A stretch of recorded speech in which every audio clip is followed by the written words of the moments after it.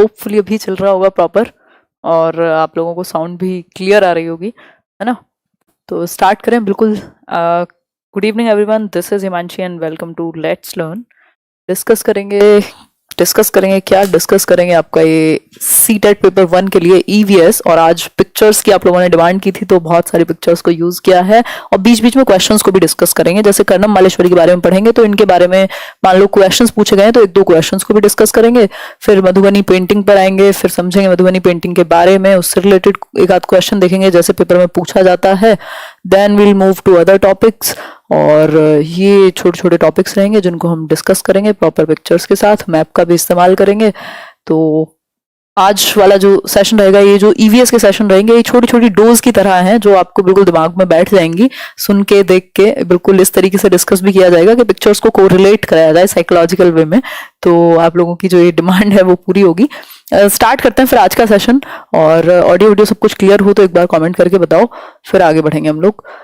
1 minute दीजिए बस। बहुत बढ़िया, आज सेशन लेट है, हाँ थोड़ा सा, कल से लाएंगे टाइम पर इसको। बहुत ही बढ़िया, हाँ सही है। हाँ, कोरोना तो परेशान करके रखा हुआ है सभी को, कोई बात नहीं। I am very happy today. बहुत बढ़िया, खुश रहिए। वैसे भी आज हो कल हो कोई भी समय हो, खुश रहिए। 1 मिनट रुकिएगा बस, पेन का इस्तेमाल कर लिया जाए। ओह गॉड,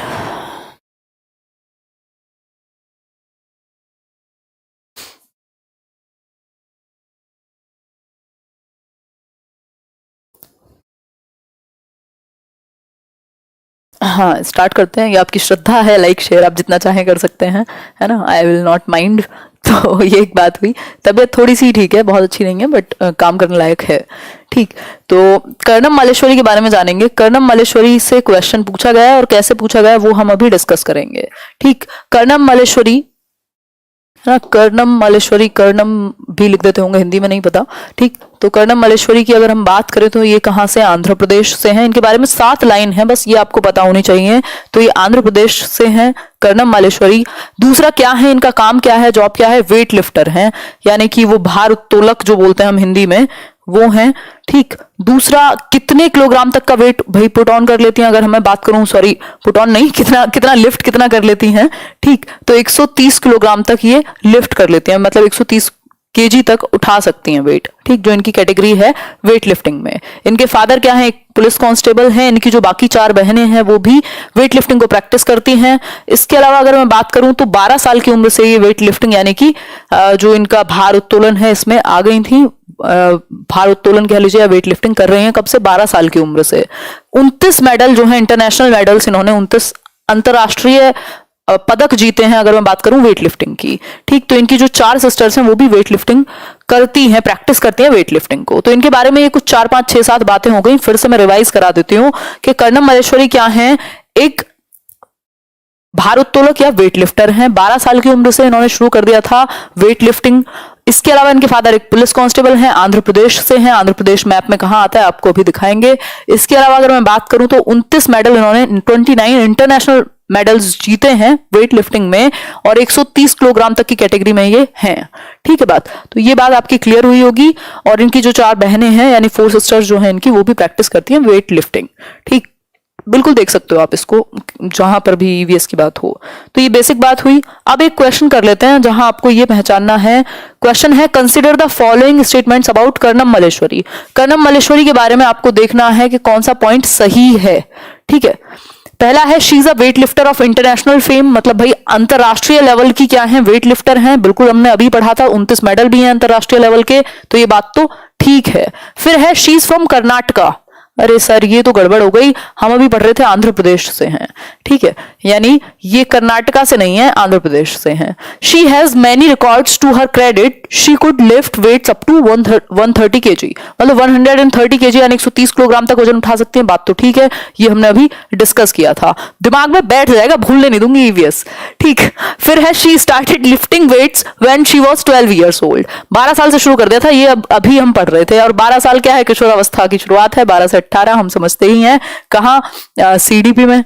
ठीक है बात। तो तीनों ही बातें ठीक है, लेकिन गलत कौन सी है? गलत बात है यहाँ पर कर्नाटका से नहीं है, ये तो आंसर हो जाएगा बी ऑप्शन, क्योंकि कहां से हैं अभी हमने समझा था, अगर आपको याद हो, आंध्र प्रदेश से हैं। ठीक, तो अभी ये बेसिक बात हो गई, इसलिए आंसर हो जाएगा आपका बी। अभी हमने देखा था क्या कि ये आंध्र प्रदेश से हैं। आंध्र प्रदेश को मैप पर देख लेंगे अगर आपकी इच्छा हो तो, वैसे अभी हम अलग से थोड़ा सा स्टडी करेंगे मैप को, है ना। आंध्र प्रदेश को अगर हम देखना चाहें तो यहां हम देख सकते हैं भाई, सदर्न इंडिया में इधर ईस्ट में है। ठीक, तो ये एक बात हुई, सिंपल बात है, इसमें कोई टेंशन वाली बात नहीं है। आंध्र प्रदेश यहाँ है। ठीक, बाकी आसपास की जो चीजें हैं वो आपको पता होनी चाहिए, तमिलनाडु ये सब देखेंगे जब इसके कॉन्टेक्स्ट में बात होगी, लेकिन ये आपको बेसिकली मैप का पता हो कि मैप में कौन सा स्टेट कहाँ है एटलीस्ट, ताकि आप अटके ना पेपर में। मैप से 4-5 क्वेश्चन भी बन जाते हैं डायरेक्ट आपके सीटेट में। ठीक है, आगे बढ़ेंगे नेक्स्ट एक पॉइंट पर। अब आते हैं मधुबनी पेंटिंग पर। मधुबनी पेंटिंग पर कई बार क्वेश्चन आया हुआ है एग्जाम में, और मधुबनी पेंटिंग क्या करती है या क्या इसकी विशेषताएं हैं उनको समझते हैं। अगर मैं बात करूं मधुबनी पेंटिंग की, तो मधुबनी क्या है? एक जगह है बिहार में, और वहां से कई लोग देख भी रहे होंगे शायद। तो मधुबनी पेंटिंग क्या है? ये जो पिक्चर में पेंटिंग नजर आ रही है आपको, एनसीईआरटी अगर किसी ने पढ़ी होगी तो पता होगा कि इस तरीके की होती है मधुबनी पेंटिंग, शायद आपने देखी भी होंगे कहीं कहीं पर। ठीक, तो ये एक बात हुई। जो पिक्चर है मधुबनी पेंटिंग है, मतलब एक फॉर्म है फोक आर्ट की, लोक कला की एक फॉर्म है, एक प्रकार है लोक कला का, जिसको हम मधुबनी पेंटिंग कहते हैं। ये पेपर 1 के लिए ही है CTET. Do you know why it is called Madhubani? Madhubani क्यों कहा जाता है? क्योंकि एक डिस्ट्रिक्ट है बिहार में जिसका नाम है मधुबनी, जो हम अभी डिस्कस कर रहे थे। तो मधुबनी से जो लोग देख रहे हो वो कमेंट कर सकते हैं। ठीक, तो एक डिस्ट्रिक्ट है, एक जिला है बिहार का मधुबनी, जिसके नाम पर ये नाम पड़ा हुआ है आपका मधुबनी पेंटिंग्स, क्योंकि वहां ये बनाई जाती हैं। ठीक है, चावल के आटे से, बिल्कुल सही बात है आयशा अहमद, है ना। अब ये बनाई कैसे जाती है उसको हम देखेंगे, और इसमें होता क्या क्या है वो समझेंगे।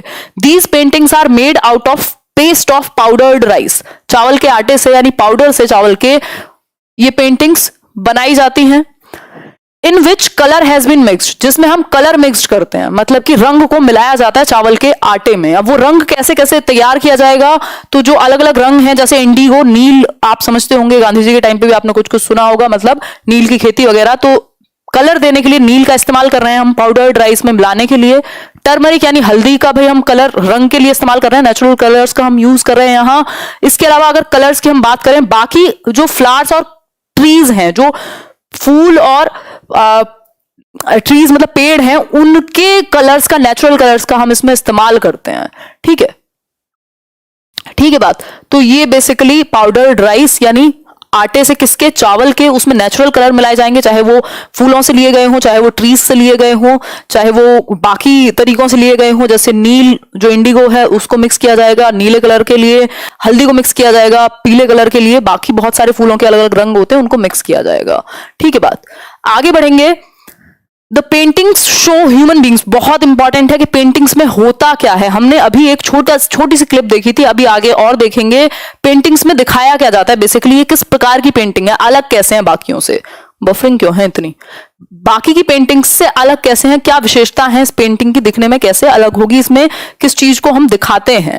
तो दिखाएंगे किसको? ह्यूमन बींग्स को, भाई इंसानों को दिखाया जाएगा। कुछ भी देखते हो आप, ये कुछ नाचते हुए, गाते हुए, कुछ करते हुए। ठीक, एनिमल्स को दिखाया जाएगा। अब एनिमल बनाना तो मेरे बस की बात नहीं है, क्योंकि ड्राइंग अगर मेरी अच्छी होती तो पता नहीं मैं क्या करती आज। ठीक है, तो एनिमल को बना देंगे। ठीक है, ट्रीज को बना देंगे, और इसके बाद फ्लावर्स दिख सकते हैं आपको इसमें, बर्ड्स दिख सकती हैं, फिश दिख सकती हैं, और मैनी अदर एनिमल्स। तो कुल मिला के बात यह है कि जो एनिमल्स हैं, ठीक, बहुत बढ़िया, बहुत सारे लोग मधुबनी से हैं, बिहार वाले बिल्कुल एकदम समा बना के रखते हैं यहाँ पे डेली। ठीक, वैसे आप देश भर से देखते हैं। ठीक है, तो ये जो पेंटिंग्स हैं ये ह्यूमन बींग्स को दिखाती हैं, रिप्रेजेंट करती हैं, जिसमें इंसान भी दिखाए जा रहे हैं, जिसमें बहुत सारे जो पशु हैं, जैसे कि बर्ड्स हो गए, चाहे वो ट्रीज हो गए, चाहे वो फ्लावर्स हो गए, फिश है, ये सारे एनिमल्स और बर्ड्स वगैरह को इसमें रिप्रेजेंट किया जाता है। फॉर एग्जाम्पल देख लेते हैं एक मधुबनी पेंटिंग, और जिससे क्लियर हो जाए। तो ये आप देख सकते हैं भाई, यहाँ पे ह्यूमन बींग्स को दिखाया जा रहा है। अब देख लेते हैं इसमें क्या क्या होता है ताकि याद भी रहे। ह्यूमंस को दिखाया जाएगा यानी मानव दिखाए जाएंगे। ट्रीज आपके सामने हैं भाई, पेड़ को भी दिखा सकते हैं, फ्लावर्स को भी दिखा सकते हैं, फूल पत्ती ये कह सकते हो, है ना। बर्ड्स भी दिखाई जा सकती हैं। ठीक, और भी अदर एनिमल्स को शो किया जा सकता है। तो इतनी सारी चीजें जो मधुबनी पेंटिंग्स में रिप्रेजेंट की जा सकती हैं। तो यहां तक की बात आपकी क्लियर होगी। बिल्कुल हरियाणा वाले भी हैं, सभी हैं आप देश भर से, ठीक है। बहुत बढ़िया राकेश कह रहे हैं, राकेश फ्रॉम बिहार, क्लियर है बात, बहुत बढ़िया। मोहित कह रहे हैं 102 से पास किया सीटेट, बहुत बढ़िया। इस बार 120 का टारगेट रखिए, है ना। क्लियर है बात यहां तक की। तो क्या क्या चीज हमने डिस्कस की, इसमें ह्यूमंस हो सकते हैं, ट्रीज, फ्लावर्स, बर्ड्स, एनिमल्स, इन सबको रिप्रेजेंट किया जाता है। भारत की क्या है, एक लोक कला की फॉर्म है, यानी फोक आर्ट की फॉर्म है एक। आगे बढ़ेंगे नेक्स्ट एक पाथ पर, एक क्वेश्चन कर लेते हैं, 2 क्वेश्चन करेंगे बेसिकली, एक नहीं, मधुबनी पेंटिंग से। क्वेश्चन है, for making Madhubani paintings the artist use, Madhubani painting बनाने के लिए जो चित्रकार हैं या कलाकार हैं वो किन चीजों का उपयोग करते हैं, यानी किस चीज से ये बनाई जाती है। पहला है आपका स्पेशली मेड पोस्टर कलर्स, भाई पोस्टल कलर्स का इस्तेमाल किया जाता है, जिनको हम पोस्टर कलर्स का यूज करते हैं। दूसरा है fibre paints of very good quality, fibre paint का इस्तेमाल किया जाएगा। Paints made by dissolving silver and gold, भाई चांदी और सोना को मिला मिला के पेंट बनाए जाते हैं। देखिए बिल्कुल नेचुरल चीजों की तरफ हम जाएंगे, नेचुरल कलर्स का इस्तेमाल होता है, चाहे वो फ्लावर्स से लिए गए हो, चाहे वो हमारी जो खेती होती है, मतलब चाहे वो नील की खेती हो, हल्दी हो, इन सब का इस्तेमाल किया जाता है। और जो बेस है इसका, जो क्रक्स है, वो किससे तैयार होगा, पाउडर्ड राइस से, यानी चावल के पेस्ट से, ये कह सकते हैं पीसे हुए चावल में मिलाएंगे बाकी रंगों को, और फिर बनेगी मधुबनी पेंटिंग, जिसमें इंसानों को दिखाएंगे, जिसमें पशुओं को दिखाएंगे, जिसमें पेड़ों को दिखाएंगे, जिसमें पत्तियों को दिखाएंगे। ठीक है बात, लाइक कर देना ऐसी बात पे अगर सेशन पसंद आए तो, ठीक है, ना पसंद आए बिल्कुल मत करना। आगे बढ़ेंगे नेक्स्ट एक क्वेश्चन की तरफ। नेक्स्ट क्वेश्चन क्या है, क्वेश्चन ये है बढ़िया क्वेश्चन जिसमें लगेगा दिमाग, ठीक है, देखना कितने लोगों का ठीक होता है। बहुत ही बढ़िया, बहुत बढ़िया। मैं देख पाती हूँ कमेंट, सारे रिप्लाई नहीं कर पाती हूँ क्योंकि पॉसिबल नहीं होता, बहुत सारे कमेंट देखती हूँ। बहुत बढ़िया सुभाष जी, बताइए एक बार आंसर कीजिए। देखिए क्वेश्चन, करेक्ट स्टेटमेंट, पहले क्वेश्चन को पढ़ना जरूरी है, और सीटेट में तो स्पेशली लैंग्वेज इतनी कॉम्प्लेक्स बन जाती है कई बार, या होती नहीं है उतनी, क्योंकि हम ध्यान से नहीं देखते, बड़े क्वेश्चंस होते हैं। ठीक, तो करेक्ट स्टेटमेंट पूछा है, कई बार यहां पे एक्सेप्ट लिख देगा, नॉट करेक्ट पूछ लेगा, फॉल्स भी पूछ सकता है, तो हमें करेक्ट चूज करने हैं। इन 4 में से करेक्ट बातें कौन कौन सी हैं। पहला है, to make these paintings indigo turmeric colours from flowers and trees etcetera are used. यही तो हम एक दिन से गा रहे हैं कि भैया इसमें हल्दी का, टर्मरिक जिसको हम कह रहे हैं, इसके अलावा हम बात करें इंडिगो, नील की, फ्लावर्स के कलर की, ट्रीज के कलर की, इन सब का यूज किया जाता है, बिल्कुल नेचुरल कलर्स का। ठीक है बात। फिर है the paintings show human beings, भाई इंसान दिखाए जाते हैं, पशु दिखाए जाते हैं, ट्रीज, पेड़ पौधे, इन सब चीजों को दिखाया जाता है, फिश को दिखाया जाएगा, बर्ड्स को दिखाया जाएगा, बात तो ठीक है ये भी। फिर है तीसरी, it is a very old form of folk art and is named after the place Madhubani. बिल्कुल बिल्कुल बिल्कुल हमने डिस्कस किया, बिहार में एक डिस्ट्रिक्ट है मधुबनी जिसके नाम पे इसका नाम पड़ा हुआ है। और एक और चीज क्या है, एक फोक आर्ट की यानी लोक कला का एक फॉर्म है, एक प्रकार है, बिल्कुल ठीक बात है। Madhubani is a well known district of Rajasthan. अब ये तो ऐसी बात हो गई कि मतलब आप कहो कि नहीं मैं तो बहुत साधु हूं, और दूसरे साइड में आप कुछ और करके दिखा रहे हो, ठीक है, तो ये क्या है, ये राजस्थान नहीं होगा, यहाँ पे बिहार होना चाहिए था, इसलिए ये गलत है। बाकी तीनों सही है और करेक्ट पूछा है हमसे, तो 1 2 3 जिसमें दिख जाएंगे उसी के साथ हम चले जाएंगे। ठीक है, तो आंसर हो जाएगा आपका डी ऑप्शन, सिंपल है बिल्कुल। आगे बढ़ेंगे, हाँ बीईओ के चांसेस हैं। ठीक है, आगे बढ़ते हैं नेक्स्ट एक पॉइंट पर। नेक्स्ट पॉइंट है, the flower valley can be found in the hills of Uttarakhand.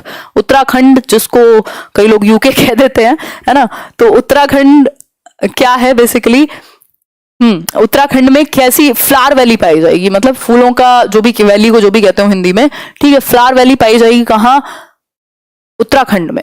ठीक है, तो ये कह सकते हैं, वो मूवी तो आई थी एक, कौन सी, जब मैं ऐसे डीएलएड में थी, बहुत सारी मूवीज देखी हम लोगों ने, मतलब होता ही है कॉलेज में, मजे करते हैं सब। ठीक, तो फ्लावर वैली एक मूवी आई थी, हमारी अधूरी कहानी, वो पता नहीं क्या नाम है उस बंदे का, इमरान हाशमी, हाँ, तो उसमें वो पूरा दिखाया है कि वो वहां पे बम बम फूट जाता है, वहां जाता है उत्तराखंड में, तो वहां पे बहुत सारी क्या है, फूलों का बहुत सुंदर बगीचा कह लो या वैली कह लो, एक प्रॉपर घाटी कह सकते हैं। ठीक है, हाँ फूलों की घाटी, बहुत बढ़िया। ठीक, तो फूलों की घाटी कहाँ है, उत्तराखंड में। कुल मिला के बात ये याद रखनी है, चाहे कितनी भी एक्स्ट्रा चीजें जोड़ो इसमें, कहानी बनाओ, बट मेन पॉइंट याद रहना चाहिए। ठीक है, तो फूलों की घाटी कहाँ है, उत्तराखंड में। ठीक, आगे बढ़ेंगे नेक्स्ट क्वेश्चन पर। हाँ बहुत बढ़िया जी, धन्यवाद। ये देखो, ये देखो, बाकी सबका ध्यान है, पेपर का ध्यान कर लो। लाइक मैरीगोल्ड्स, मतलब गेंदे का जो फूल है, जीनिया भी एक प्रकार का एक प्रजाति है मैरीगोल्ड की, ये कह सकते हैं, लगभग जुड़ा हुआ थोड़ा सा। मतलब फूलों को कौन से, स्पेशली कौन से फूलों को, कौन से प्रकार के फूलों को गेंदा है। भाई इंटरनेट तो लंका लगा के रखता, कैसी कैसी समस्याएं हैं जीवन में। हाँ होपफुली अभी चल गया होगा, है ना। कई बार इंटरनेट जो है वो परेशान कर ही देता है, ये सॉफ्टवेयर का इशू हो जाता है। हाँ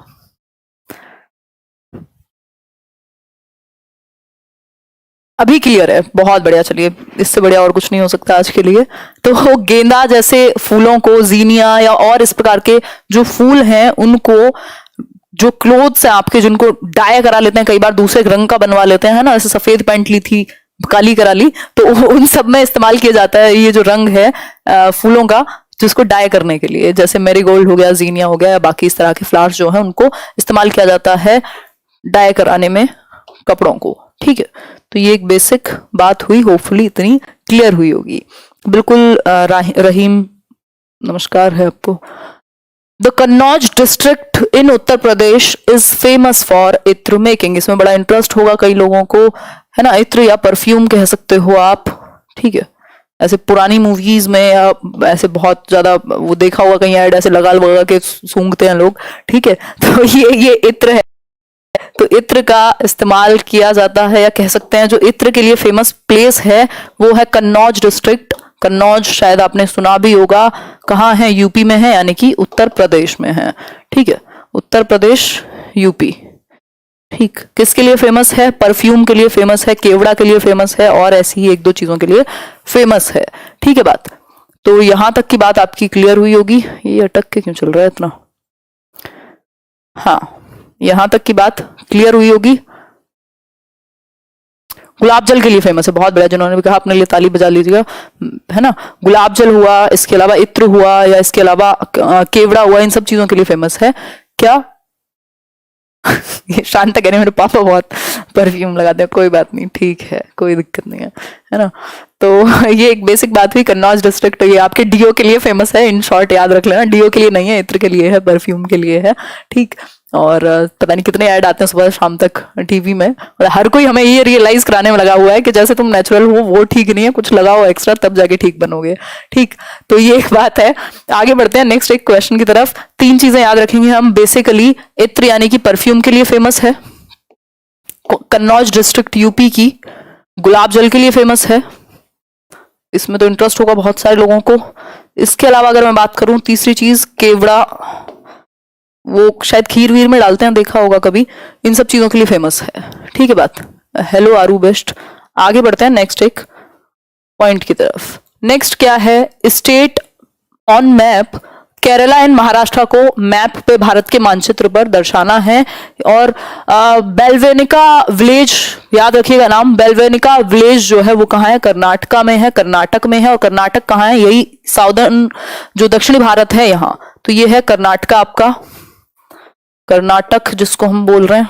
ठीक है, ये हुआ कर्नाटक। बाकी महाराष्ट्र को हमसे मैप पे दर्शाने के लिए कह रहा है, तो आप जानते हैं ये जो नीचे दक्षिणी भारत है वहां पर आपका महाराष्ट्र है, मुंबई जहां पर है ही। और ये कहाँ है? समुद्र के तट पर है, ये कह सकते हैं। तो महाराष्ट्र आपका ये हो गया। मैप पर ही आपको पता होनी चाहिए कि आसपास है कौन से। महाराष्ट्र के बराबर में कौन सा है? यहाँ पे गोवा हो गया, फिर कर्नाटका है नीचे, और नीचे जाओगे केरला आएगा। ठीक, तो केरला ये हुआ, केरल, हाँ ठीक, ये हुआ केरल। महाराष्ट्र ऊपर है, बीच में कर्नाटका है। तो इस तरीके की चीजें आपको पता हो। उसके बीच में गोवा है। इतना आपको आइडिया होना चाहिए कि कौन ऊपर है और कौन नीचे है। ठीक है, मतलब कि मुंबई या महाराष्ट्र से नीचे कौन है? गोवा पता है आपको, फिर कर्नाटका है, फिर आपको केरला का पता है, इधर फिर तमिलनाडु है केरला की जड़ में बिल्कुल, फिर इसके अलावा हैदराबाद या आंध्र प्रदेश है उसके ऊपर। तो ये आपको पता होना चाहिए थोड़ा सा ईस्ट में कौन सा है, थोड़ा सा वेस्ट में कौन सा है, नॉर्थ में कितना किसके कौन सा ऊपर है। बेसिक आइडिया आपको जरूर पता होना चाहिए। ठीक है, बहुत बढ़िया रहीम शेख।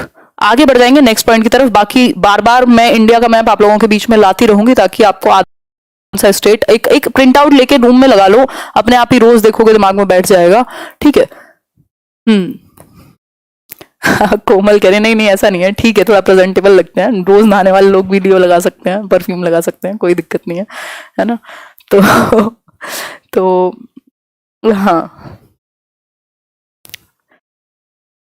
सही है। वैसे इस पे स्टोरीज है, मैं बाद में कभी डिस्कस करूंगी, है ना।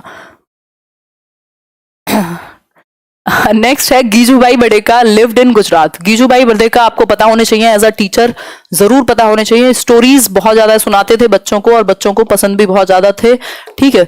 तो गीजूभाई बड़ेका ने एक बुक लिखी है दिवा स्वप्न, जो कि एक इंपॉर्टेंट सी बुक हो जाती है, और बहुत अच्छी स्टोरी सुनाया करते थे बच्चों को। और मतलब इन्होंने काफी काफी काम किया है जो आपकी छोटे बच्चों की जो एजुकेशन है उस पर, ठीक। तो ये एक बात है जो आपको पता होनी चाहिए। मैथ्स के कुछ सेशन लगवाएंगे, टेंशन क्यों लेते हो। हाँ बहुत बढ़िया बहुत बढ़िया, ठीक है जी, धन्यवाद सोनू। ये तो मुझे लग रहा है जीने ना देगा इंटरनेट आज।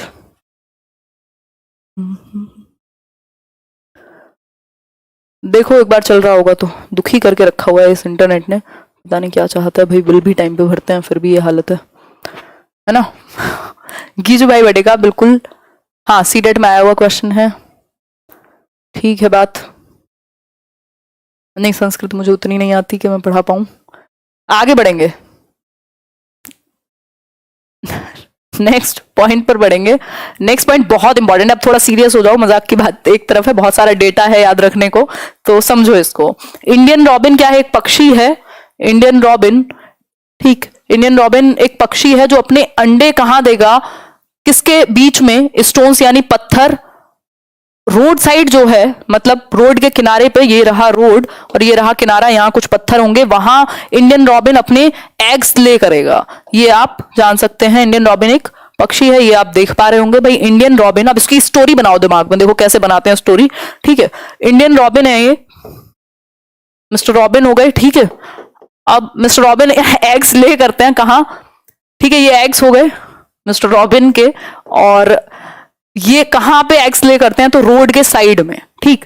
तो ये हुए रॉबिन, ये हुए अंडे, और कहां पे जाकर के देंगे, रोड के साइड में, पत्थरों के बीच में, ठीक है कहानी। तो यहां तक की बात आपकी क्लियर हुई होगी और ये चीज आपको याद रहेगी, ठीक है, याद रखना इंपॉर्टेंट है। इंडियन रॉबिन जो अंडे देगा वो रोड के साइड में, पत्थरों के बीच में देगा, ठीक है। तो इस तरीके से ध्यान में रख सकते हो, ये पिक्चर भी अगर दिमाग में रखोगे तो याद रहेगा, ठीक बात, याद हो गया, बहुत बढ़िया आरती, बहुत बढ़िया, हाँ ठीक है। नेक्स्ट पॉइंट पर चलेंगे। इंडियन रॉबिन एग्स ले करेगा रोड साइड में, पत्थरों के बीच में, रोड पे पत्थर होंगे ही, ऐसा तो आप मान ही सकते हो, ठीक है। आगे बढ़ेंगे। नेक्स्ट पॉइंट है कोयल के बारे में। कोयल बहुत ही चालाक पक्षी होता है, ऐसा हमने सुना ही है, मैंने तो बहुत सुना है बचपन से। कोयल क्या करेगी, अपने जो एग्स ले करेगी वो क्रो के नेस्ट में, मतलब कौए के नेस्ट में, और वो कौआ जो है या क्रो जो है वो अपने अंडे समझ करके उसको पालेगा, उसके बच्चों को, क्योंकि बहुत ही स्लाइट डिफरेंस होता है कोयल और क्रो के एग्स में, मतलब लगभग सेम दिखते हैं, बहुत स्लाइट डिफरेंस होगा, बहुत कम डिफरेंस होता है दिखने में दोनों के अंडे में। और जो कौआ है वो कोयल के अंडे समझ करके पालता है, मतलब उसके कोयल के बच्चों को अपना समझ करिए, ठीक है। तो ये एक बात है जो सिंपल सी बात है और आपको पता होनी चाहिए, ठीक है बात। तो nest of koel and crow eggs, koel eggs are slightly smaller, अच्छा थोड़े से छोटे होंगे जो कोयल के अंडे होंगे, लेकिन वो पहचान नहीं करेगा और उसको पालेगा मस्त तरीके से, ठीक है। तो थोड़ी सी आवाज बहुत अच्छी निकालती है कोयल, ठीक है। तो ये एक बात हुई, आगे बढ़ जाते हैं। अच्छा बर्ड्स के बारे में एक दो चीजें और समझेंगे जो लास्ट सेशन में भी हमने डिस्कस की थी, उससे पहले एक और पॉइंट है, उससे पहले एक और पॉइंट आपका क्या है ये देख लेते हैं। हाँ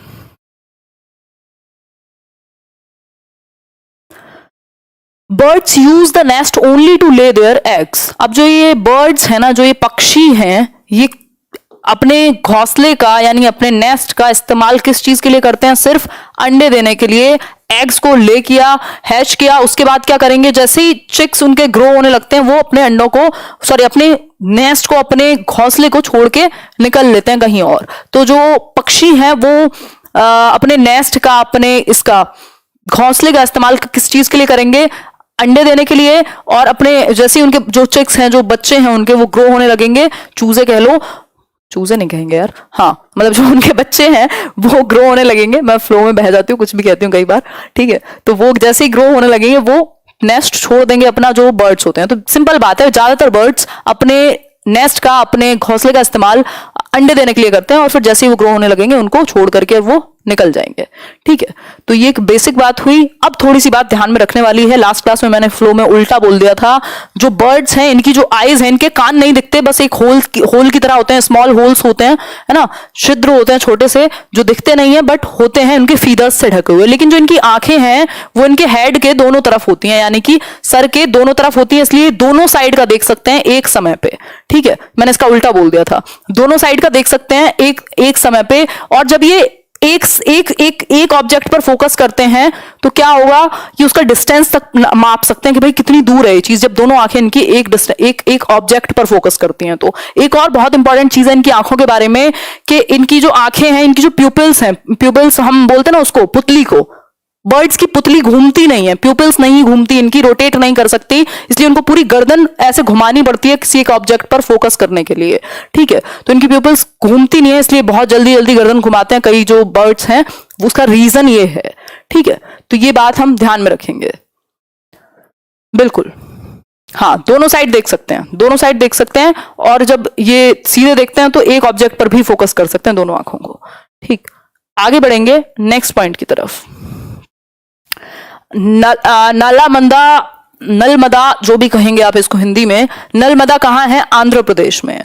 नलमदा आंध्र प्रदेश में है, और आंध्र प्रदेश कहाँ है? अमरावती राजधानी है यहां पर, ठीक है। ये रहा आपका आंध्र प्रदेश। ये बेसिकली आपको पता होना चाहिए कितने स्टेट्स हैं और कितनी यूनियन टेरिटरीज हैं, जरा कृपा करके आप कमेंट करेंगे, है ना, क्योंकि अभी जब से बाइफर्केशन हुआ है जम्मू एंड कश्मीर का, तब से स्टैटिस्टिक्स जो है थोड़ा सा चेंज हुआ है, वो जरूर देखें। हाँ, आंखें नहीं हिलती, मतलब इनकी प्यूपिल्स जो हैं वो नहीं हिलती, ठीक है बात। तो इनको पूरी गर्दन घुमानी पड़ती है दूसरे ऑब्जेक्ट्स को देखने के लिए, फोकस करने के लिए, ठीक बात। 28 और 9 बिल्कुल सही बात है आपकी, बहुत बढ़िया। हाँ सही है, देते रहो आंसर, देते रहो, बहुत ही बढ़िया, बहुत ही बढ़िया, बहुत ही बढ़िया, गजब। 28 और 9 बिल्कुल। अगर मैं बात करूं भाई, अब लद्दाख अलग यूटी बन गया, इसके अलावा JNK अलग यूटी बन गया, ठीक है, बस ये बेसिक बात हमें पता होनी चाहिए। दूसरा क्या चीजें पता हो, ये नीचे वाले स्टेट्स के बारे में या 7 सिस्टर स्टेट्स के बारे में काफी पूछ लेगा।